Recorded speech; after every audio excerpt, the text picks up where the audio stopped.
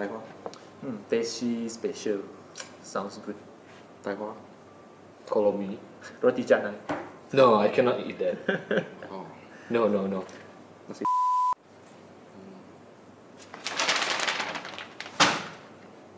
Oh. Okay.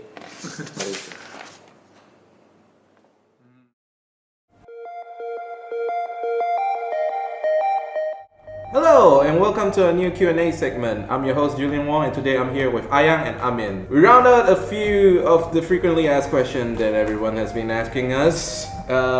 Today we're going to touch on bass guitars.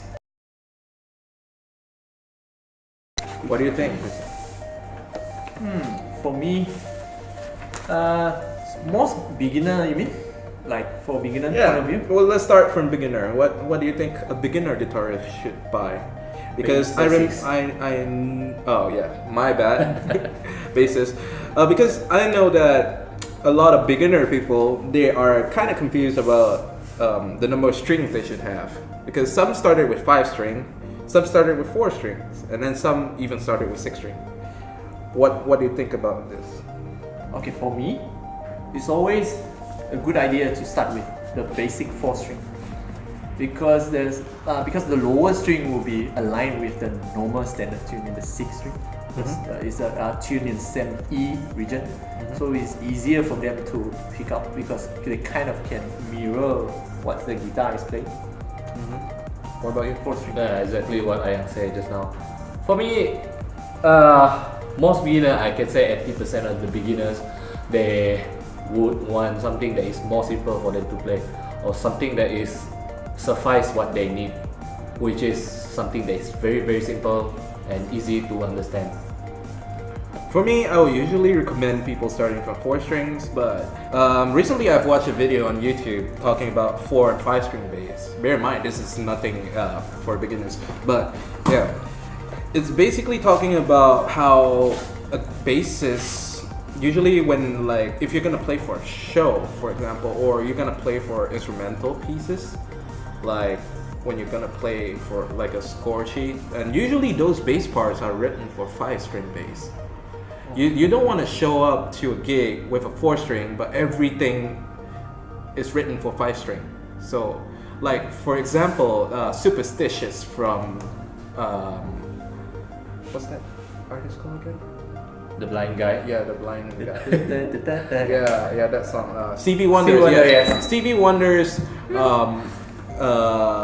the bass riff on Stevie Wonder's Superstition, the intro, was actually written on 5 string.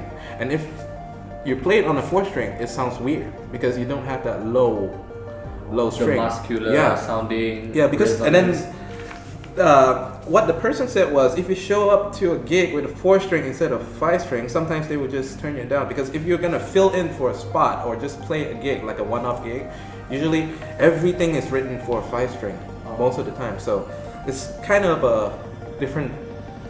Yeah. So what you were mentioning is about someone that already in. If you're gonna get like a bass guitar, or you have plans, like if you want to play for a future crowd, for the long run. So the conclusion is, for beginner, we will mostly.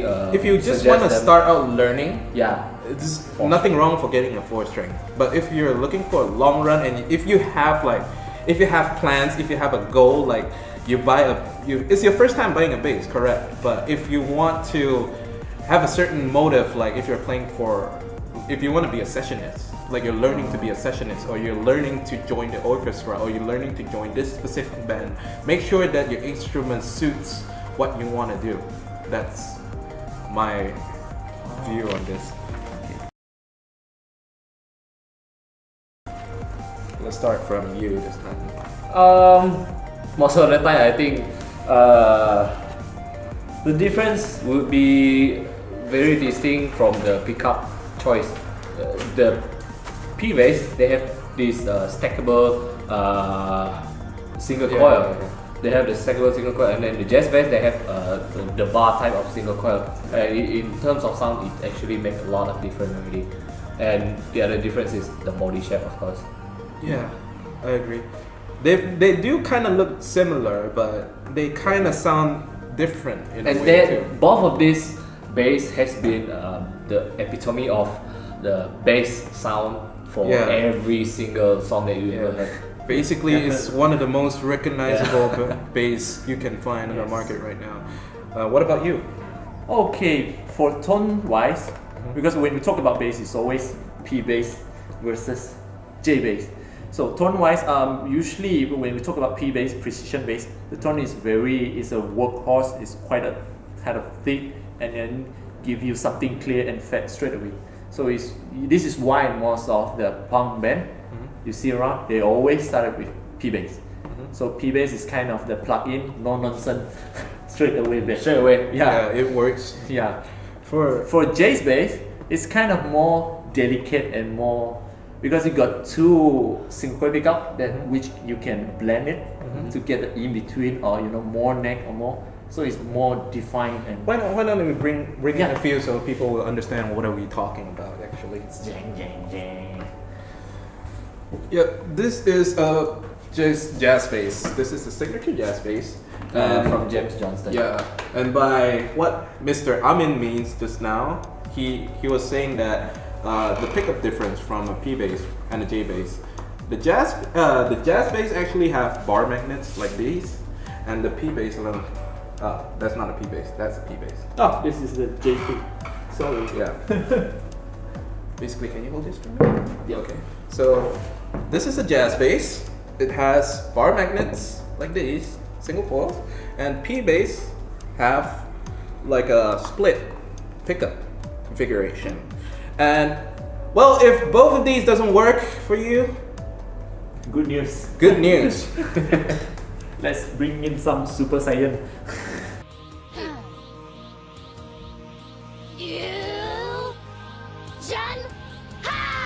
We call it the PJ.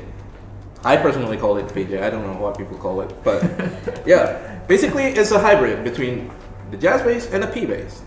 So basically, you have the P bass pickups right here, It's based on fourth world. and then you have the jazz bass pickup right here. A very good example of someone that uses this is Tomomi from Scandal. She uses this almost the same model. Also PJ bass, looks exactly like this, but have two stripes down it. So yeah, if you like bass above florals, get something like this. It has active preamps.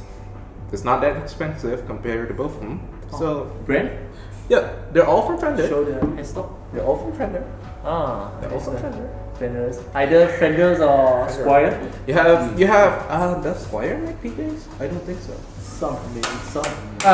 There is one vintage modified series. They have the PJ. Yeah, so basically you have everything from the budget range Squire to the higher end Fender Mexico. This is a Fender Mexico, by the way. And then you have, of course, the Fender itself from US. So everything in between, and everything from the high end, everything from the low end. Fender makes everything. On my point of view, basically the most common fretboard that we see in the market right now is either rosewood or maple. What's the difference between those? Playing so many guitars through so many years, what I feel like is rosewood have a more fuller sound compared to maple.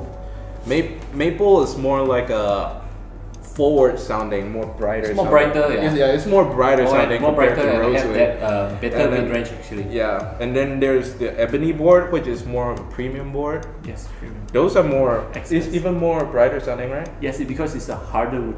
Yeah, it's a harder wood and it Higher produce, density. Yeah, it produce more brighter tones. An example for people, guitar company they use a lot of ebony fretboards are ESP. All the James Right. Hetfield signature guitar and all that. Gibson use those too, right? Yes, on the Yes. custom model. Yeah, Higher. Gibson Customs use those. As for rosewood, Ibanez use a ton of Literally rosewood. almost on Literally everything. almost all. Every single thing that is not maple on Ibanez is rosewood. Maple, basically Fenders. Every Fender that doesn't have a black fretboard is basically maple because they are using maple necks, and usually it's either a one-piece maple neck or they put another maple fretboard on top of a maple wood. The most actually the tones difference is not much as the tone influence from the pickup. So I think end of the day, if for me or my suggestion for any bass player looking for a bass, maybe it's more to the aesthetic side, because generally the maple is actually harder to take care of because of the more plain color. It's Yeah. more easier. It's more easy to get dirty. It's like when you're buying a white shirt, kind of like that. People And- tend to get and- dirty more. And I understand that the way you take care of a rosewood neck and a maple neck is kind of different, because like for lemon oil, some certain wood doesn't. Yeah, really- exactly. Some wood doesn't really take lemon oil, so you need to be careful in that, in case you kind of destroy it. But based on how it dries out, how everything, those are normal. So you have to always keep your necks checked and always like take care of it. If not, no matter what kind of wood it is, it will still die. So yeah, anything you want to add on this topic? Rosewood or maple, it depends on your choice. Yeah, it really depends on your choice. But plus or minus, you can still add it back. Yep, Yeah, exactly. from EQ Yeah. or from the amp. From EQ For something or- that is more standard, industry standard, you can always go for rosewood. There's nothing wrong with it. If you Yeah. want something that is more brighter, you can always go for maple. True.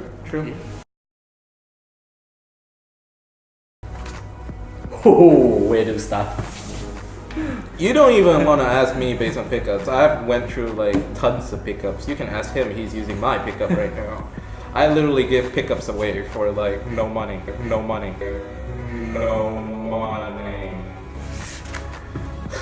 You want to start? Okay, From all the pickups. free pickups I've given you. Yeah, for bass and pickups. Let's not talk about bass alone. Let's talk about generally. Okay, single coil and the general Humbucker. humbuckers. The difference is huge. So each of them kind of have their own pros and cons. So for me, pickups is even more important than the wood. Pickup is like a heart of the Yeah. guitar or bass. It's Yeah. technically the one that delivers the sound to you directly from the string itself. Because a lot of people they like to debate about wood, like outer versus basswood. Yeah. For me, I will suggest that you pay more. I guess there's a video already covered that about Yeah. that tone wood. It Yeah. actually doesn't really take so much in your tone, but most of the time it's the pickup that If can you really really change your tone. you really care about the tones and the difference, do more research and pay more attention to your pickup choice. Get the right pickup from the start. Would you guys like to explain a bit on the characteristics of different types of pickups? Yeah. Single coil. Single coil actually, it's basically most of the time single coil is the low output pickup. You know there's this one stack of the pickup. The double stack is the humbucker. Humbucker actually tend to be more higher gain or less noise than single coil because of the wound of the the wound of the wire. Yeah, exactly. This is These are single coils. Single coils. These are single coils. If you want to have an idea of how a single coil guitar looks, I'll probably add something right here after that. So yeah, basically my thought on pickups are, they're correct based on wood. As long as it's like a proper wood and not some wood you found on a barge or something, it works. As long as the playability is there, as long as it's playable, I'm okay with it. Okay, basically there's more other stuff to pay attention to when choosing a pickup. For example, active and passive pickups. For me, I used to play EMG pickups back in the day, which is basically active pickups with an active preamp built in. Why did I choose EMG pickups back in the days? Because number one, it's high output. Number two, it's silent. And number three, is very controllable. The tone is always consistent, and as long as the battery is there and it's in charge, basically it's very silent. It does what it's supposed to do, and it does only that good. Apart from that, in the end, I end up going back to passive for a while because I basically ran out of batteries on my EMG and I didn't even bother to change it. But I went back to passive for like half a year, and then I realized that passive actually gives me more punch, and then it gives me more dynamics. when it comes to tone, and then when I roll it down, it actually cleans up pretty well compared to active pickups. When you roll it down, it doesn't on a active pickup. It just goes softer until it's basically like when you default effect pedal, an overdrive pedal. When you remove the voltage, it kind of starts to sag and then it starts to break up. yeah. It's basically like a pickup is dying.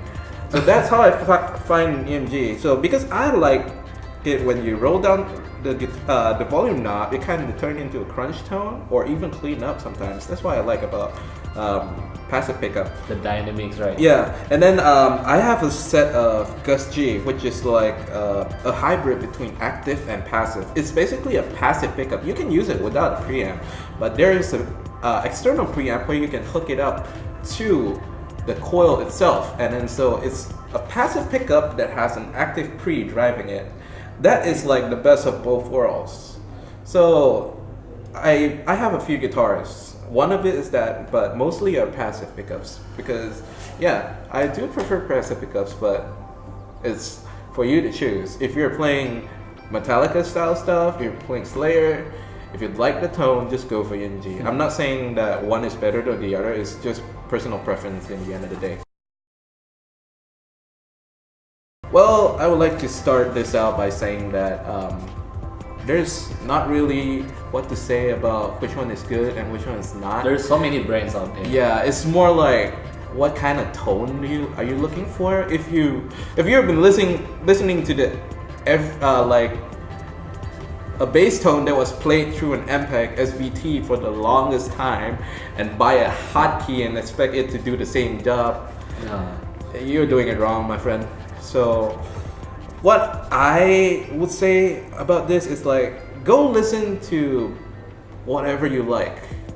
And then if you like that tone, just go for it. Because in the end of the day, you like this. And then if you don't buy it, or even if you can't afford that model, I bet that company also makes like a cheaper model on that series. Yeah, so exactly. Just stick to the company, because usually companies have like a same sound signature that they follow throughout their range. Like in fact they have the BA series. Yeah, They have exactly. the entry level Yeah. model, and Fender they start with Fender Rumble. Yeah. And Hardkey now they have a HD series. It's super good. You guys should try it. Yeah, if you like impact tones, for example, Early Day Metallica or most of the things, just go impact. If you want hotkey tones like Billy Sheehan from Mr. Big, buy hotkey. If you like Fender bass tones, just go Fender bass, or even Music Man or Mark bass or whatever. Just follow your will. As long as you like the tone, just go for it. The easiest way for a person to buy something that they like is mostly, in my opinion, if they like the sound of it, basically just go for it. That's the easiest way. If you like PV, just go PV. Don't look at the brand. Yeah, don't look at the brand. Use Don't your look at the brand. use your ear to judge it. Don't look at the price tag. Don't look at the brand. First, get an idea of the sound you like. Next, open your eyes and see the brand. Number 3, look up online how It's much like a it blind costs. Then, number 4, if you can't afford that, go to the company website and look for something that is lower end and start your way up from there. That's the easiest way to do it. Anything you would like to add? Do we need to introduce some of the most popular? Okay, Yes. here are some of the most popular budget bass amp in the market right now. Top 10 list for today would be The top,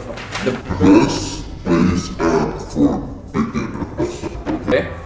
Number 1, Fender Rumble 25 version 3.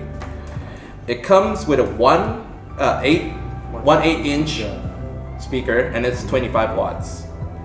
Number 2, the MPEG BA 108 V2. It's the same as the Fender. It comes with one 8-inch speaker, but it is 25 watts. The Hotkey HD 25, one 8-inch, 25 watt. The Vox 10 watt Pathfinder bass. This one is a bit different. Instead of the typical 8-inch, it comes with one 6.5-inch speaker, and it's only 10 watts. So I'm assuming it's a bit smaller. Yeah, it is around this big. Okay. Okay, other than that, we got something for Roland, which is the Cube 20XL bass. I bet everyone ever seen that thing, like Squarish, like it's basically like a cube, like what it's called. It comes with 1/8 inch and it's 20 watts. Basically, all these amps are very affordable. Don't look at the wattage, because when a bass guitar is turned up, it's louder than everything you basically know. Well, right off the bat, I can think of Ibanez Geo. Yeah, Ibanez Geo, yeah, exactly. the GSR. Is it? Yeah, the GSR is a series. Geo sound gear actually. I actually just sold one like a week ago. Good for you, man. Good for you, good for you. It's basically it all started because a mutual friend of mine, brought in another friend who just wanted to start playing guitar, play bass, my bad, and then they were looking for a bass guitar that was around 1K plus minus. So there was the GSR 200, right? Yeah, exactly. And then there was one GSR 200 in the shop. It was double single coil, right? Yep. It was double single coil, like just like the jazz bass, and then it has an active pre, and then that thing costs only 1.2.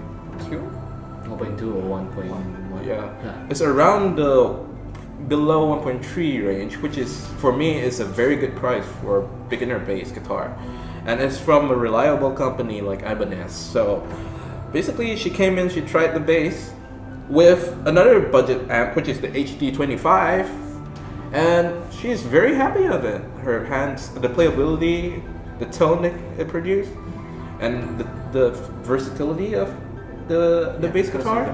Yeah, you get an two pickup, and there's active pre, so there's an EQ on it. So Dead silence. yeah, that's silence.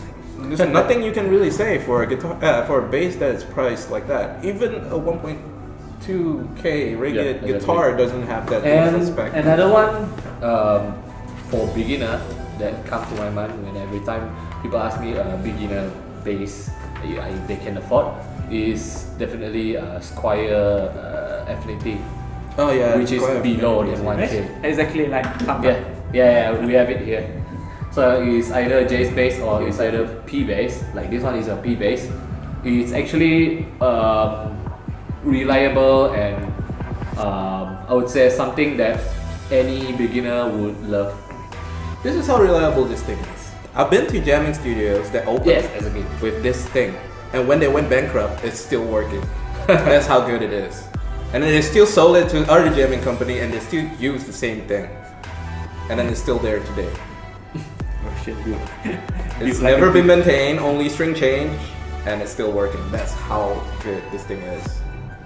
The original P bass is like always with one pickup, like Yeah, actually. I think this is the reason Yes. why it can like last so long. It's so just simple. made so simple. There's nothing that could go wrong unless you don't take care of it and everything just rusted. Yep. But the sound will still come out. Yep. It's just that you can't use your pots or whatever. Yeah. The only thing that will die on this is probably if you drop it or the pots rusted out or the input jack. Other than that, And easily can be replaced. it's like an Austin Mini. It just never dies. And actually, last time we have jamming studio. Business, yes. That's how Zoso started actually. We have this bass on our Studio B. Studio B. And it's still here. It's actually still alive and still working. And it's like been how long? 10 years. Yeah, I believe it's 10 years. 11 is 2006. 11, yes, 11 years, and it's still working.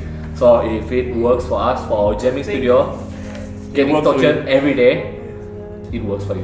By the way, it's made in China or something. Yeah. Yes, Chinese made. China All works. Squires are Chinese made. China. China. In China, they say I don't like China. I love China. And bear in mind, jamming studios are not for the weak. People go there and play the shit out of everything. Because number one, it's not your stuff, you don't care. Number two, some people just go there not knowing how to play anything. They just freaking go there and bash around the equipment because it's not theirs, so they don't care. And then number three, you don't know what have the bass been through. You probably haven't seen some of the stuff those bass been through probably like oily fingers, probably spilled water on it. Who knows? But yeah, it's still alive. So it's tested and proven that a P bass will not die. So just now our verdict will be the Ibanez Dual Series GSR and Fender Squire, the Affinity Series. Yeah, Affinity series. Last time actually they did make a bullet series for bass, but I didn't see It's any not a of long running series. maybe they the bullet stopped series doing kind it. of died now. Okay. But if you're increasing your budget a bit for like 2 to 3K, you could actually get a Fender Mexico bass, Mexican. like the PJ that we see now. Dang, dang, dang.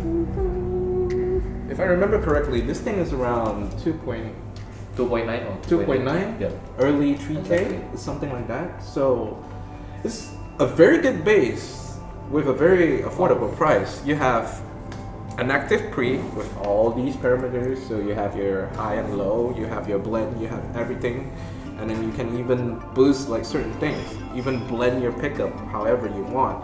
There's a mid boost and there's a master volume, and you have the best of both worlds from P and J. So yeah, and it's very well built actually.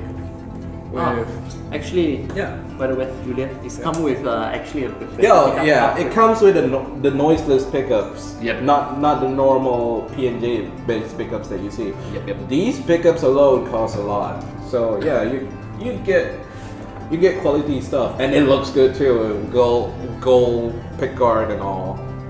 So yeah, buy this. Okay, I guess that's the end of today's show. Stay tuned for the next episode, and we'll be talking about acoustic guitar. See ya.